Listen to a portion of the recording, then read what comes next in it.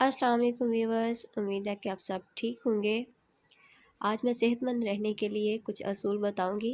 अच्छी सेहत से न सिर्फ इंसान बीमारियों से मुकाबला करने के काबिल हो जाता है, बल्कि इसके नतीजे में जो सबसे बड़ा इनाम कुदरत की तरफ से उसे मिलता है वो बुढ़ापे की खुशगुजारी है, जिसमें ताहयात इसे लंबी और उलझी हुई बीमारियों से कभी भी साबका पेश नहीं आता।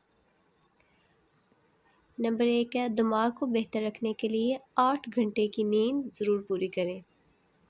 आँखों को अगर बेहतर रखना चाहते हैं तो उसके लिए पाँव में तेल की मालिश करें।